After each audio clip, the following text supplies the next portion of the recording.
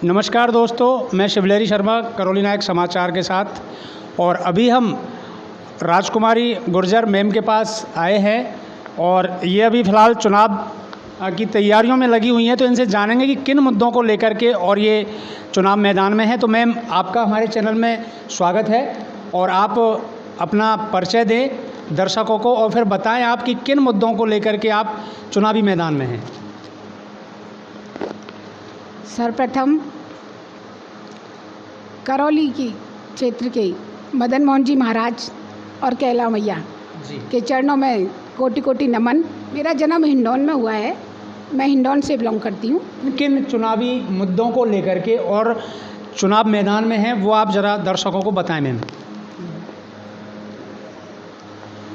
करौली विधानसभा क्षेत्र में मैं जब क्षेत्र में घूमी हूँ तो मैंने देखा है बहुत सी समस्याएं हैं करौली क्षेत्र में।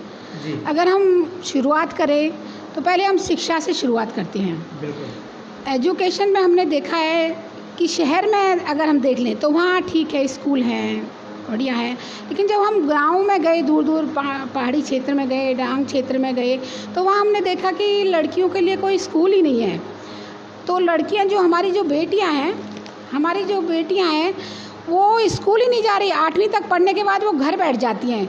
तो घर बैठने का जब मैं वहाँ गई और मैंने उनसे पूछा कि बेटा तुम खाली 8वीं पढ़ के क्यों बैठ गए हो, तो उन्होंने कहा कि यहाँ स्कूल ही नहीं है। अगर स्कूल नहीं है तो हम बच्चों को, डांग क्षेत्र है, लड़कियों को अकेला हम कहीं भेज नहीं सकते आगे। बिल्कुल। तो समझिए जब स्कूल ही नहीं है तो हमारी बेटियाँ कहाँ कैसे पढ़ेंगी।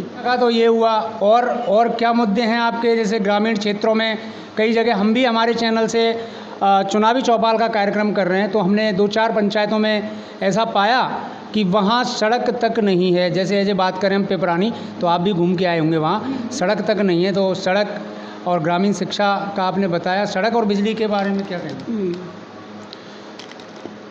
सड़क का अगर हम देखें तो ज़्यादातर सड़कों का अभाव है। दूर दूर ढाणियाँ बसी हुई हैं, गांव हैं, वहाँ सड़क है ही नहीं है।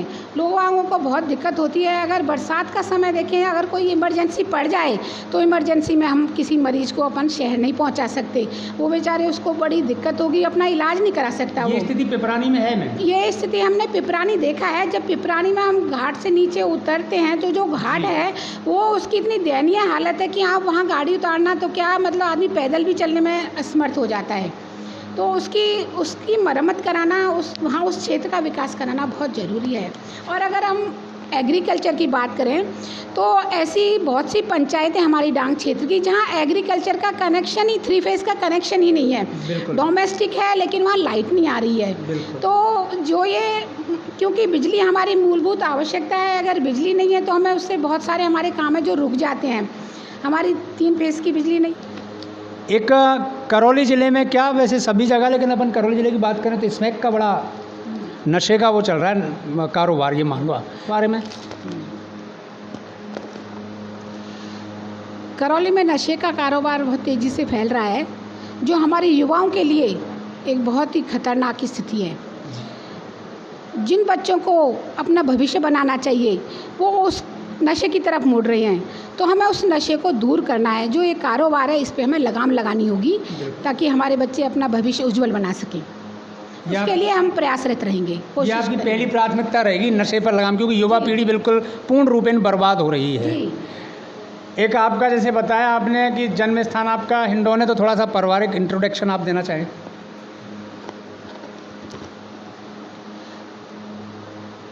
मेरे पिताजी विधायक रहे हैं महुआ से। मैं भी जिला परिषद सदस्य रही हूँ निर्विरोध। तब जिला सवाई माधोपुर हुआ करता था।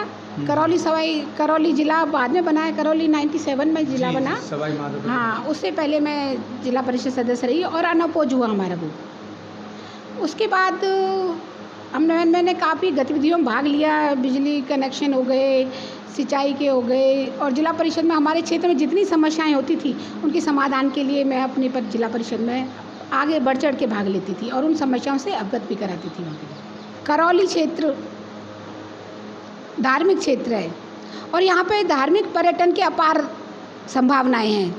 अगर हम देखें सागर, ध्रुवघटा, तिम्मनगढ़, हम इनको विकसित करें, इनका विकास करें तो धार्मिक पर्यटन में हमारे बहुत से लोगों को, बहुत से युवाओं को रोज़गार भी मिलेगा और हमारी एक पहचान भी राजस्थान में बहुत आगे बढ़ेगी। तो धार्मिक पर्यटन का भी हम प्रयास करेंगे कि धार्मिक पर्यटन आगे बढ़े हमारा। दूसरा एक ये जो अपना पर्यटन का दिल्ली से लेके दिल्ली, आगरा और जयपुर का एक वो बन रहा है धार्मिक पर्यटन के लिए, तो उसके लिए हम करौली को उसमें ऐड करने का प्रयास करेंगे ताकि हमारे धार्मिक विकास की एक लहर आगे बढ़ेगी। उससे क्या होगा, हमारी पहचान होगी और इससे युवाओं को रोज़गार भी मिलेगा। देखा होगा पिछले समय में करौली में सामाजिक समरसता ख़त्म सी हो गई थी, अब सबके सामने है। तो मेरा यही प्रयास रहेगा कि सामाजिक समरसता बनी रहे, अमन चैन बना रहे, उसके लिए मैं प्रयासरत रहूँगी। करौली क्षेत्र की समस्याएं, नशे का बढ़ता हुआ कारोबार, ढाणियों और गाँवों की मुख्य सड़क से कनेक्टिविटी नहीं है। दूसरा, स्कूल महिला एजुकेशन का अभाव है। नगर पालिका क्षेत्र में अनियमितताएं हैं और बिगड़ती कानून व्यवस्था है। डांग क्षेत्र में सिलिकोसिस डिजीज एक महामारी का रूप ले रही है।